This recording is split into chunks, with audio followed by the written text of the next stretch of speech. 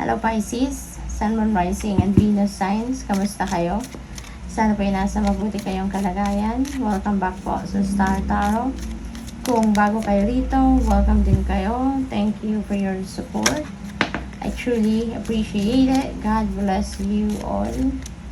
Napakaganda paunang mensahe ninyo rito. Both money or property through an inheritance, winning or windfall.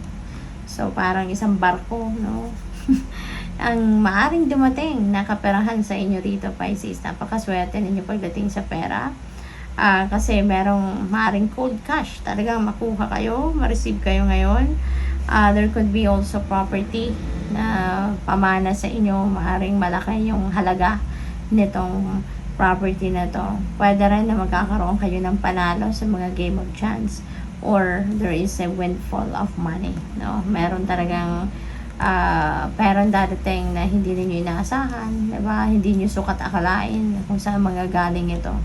A change for the better at ang mga pagbabagong ito maaring link sa inyong pera, sa inyong finances, no? Kasi yun mga financial blessings ang dadating, kaya maaring yung pagbabagong ito could be related to money. What else? We have hammock, taking a vacation physically or mentally. Okay? So, ang iba sa inyo dito magbabakasyon. Probably, kayo ang magbabakasyon as in physical vacation ito. Pupunta kayo sa ibang lugar. Pwede rin naman na staycation ito. Stay lang kayo sa bahay. Pero, yun nga, hindi muna kayo magtatrabaho. Yung gano'n, ano? Or pwede rin na magpapahinga muna kayo sa pag-iisip, pagdidiskarte ng kung anumang bagay ito, no? We have camel, persevere and you will overcome problems. Ayan. So, magsisikap, no? Or pagsisikapan ninyo kung ano man ang problema and eventually you will overcome any problem. O, konting tiyaga lang, konting sikap, you know, at lahat ng problema na pwedeng na-encounter ninyo sa ngayon or na-experience ninyo ngayon will be solved. Okay? What else? We have flute, disappointment in a friend or lover. Ayan. So, merong mga disappointment siguro na mararanasan kayo sa ngayon at probably related yan sa isang kaibigan or sa person ninyo. You know, baka may magkakaroon dito ng tampuhan, magkakaroon dito ng deadmahan siguro, you know. We have caterpillar, things will not always be this way, a change is coming. So, malaking pagbabago. Pwedeng pagbabago din ito sa dynamics, no, ng relasyon ninyo with this friend or ng person ninyo. Or pwede rin, no, since attached din ito dito sa both energy, pwedeng malakihang pagbabago ang mangyayari rito pagdating sa inyong kaperahang aspeto. We have eagle, triumph over troubles and obstacles. Napakaswerte ninyo kasi magkakaroon kayo ng tagumpay, no? Pagtatagumpayan ninyo kung ano man ang problema, kinakaharap ninyo sa ngayon, or ano man mga pagsubok, no, na maaaring nararanasan ninyo sa ngayon, you are going to overcome that. We have finger, warning you of a problem either now or in the near future. Ayan. So, this is good na meron kayong message na warning, no? Kasi pwede pa ninyong mabago ang course of your life dito, no? Patungkol dito sa problemang ito. So, ngayon, meron pa kayong magagawa para mabago ang sitwasyon na yan, para hindi dumating, no? Kung ano man ang problema na yan. Pwedeng, you know, maging maingat, be careful, be wary, be cautious for everything that you do, for everything that you say. Kasi, yan, pwede pang mabago, no, ang takbo ng sitwasyon dyan.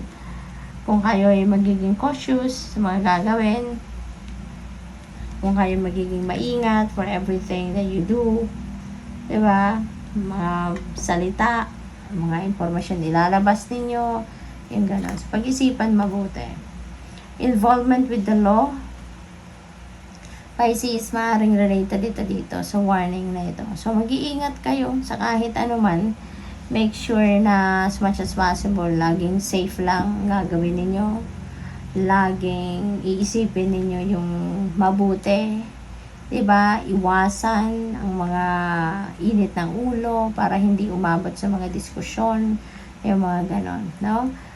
Violation, pwedeng violation yan, no? Sa batas, kaya mag-iingat kayo. Always be aware, no, of what you do. What else? We have hot. We will be playing a different role. Baka promotion ito. Baka malilipat na kayo ng position sa trabaho. So, definitely, iba na yung magiging role ninyo. Pwedeng may lateral movement lang sa opisina ninyo. Mabibigyan kayo ng ibang posisyon na sa trabaho. Diba? Or ibang role sa trabaho.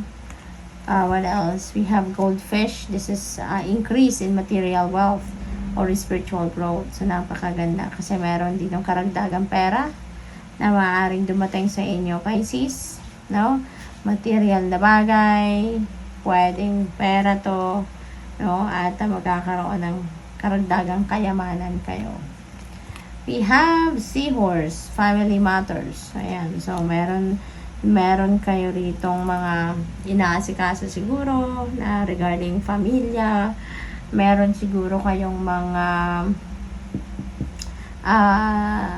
inaasikaso, no, related sa inyong mga anak or mga sitwasyon na involving your parents, maaring ganon. So, iba't iba. Pwede rin sa tirahan ninyo, no? Anything that's affecting your family, no? Siguro yan ang kinakaabalahan ninyo ngayon. We have older woman, dealings, relationship with an older woman. Ayan, so maybe yung family matters na to could be related to an older woman. So, this could be anyone, no? Baka mom ninyo to, si older woman, or baka grandma ninyo. At baka auntie rin ninyo. So, baka related sa kanya kung ano man yung pinagkakaabalahan ninyo sa ngayon. Or kailangan asikasuhin. Hard work ahead. Ayan. So, baka bago kayo sa posisyon sa trabaho, or baka bago kayo sa mismo opisina ninyo, sa trabaho ninyo. Kaya, kailangan magsipag pa, pagtiyagaan pa. Kasi nga, di ba, baka kayo yung mangangapa. Kung bago talaga tayo sa isang sitwasyon, di ba, nangangapa tayo. Baka ganun ang sitwasyon ninyo. Kaya you need to work extra hard, no? And put more extra effort on it. Good news, merong mga bagong balitang paparating sa inyo dito. And maaaring yung mga good news na to could be related to anything. Baka ito yung mga hinihintay ninyong opportunity, hinihintay ninyong balita about siguro sa mga applications, resulta, ng mga tests, or kung anong mga nilalakad siguro ninyong mga dokumento, papeles, mga gano'n, no? Makakatanggap na kayo ng magandang balita about it. Good luck sa'yo. Thank you for watching. Love and light. Namaste.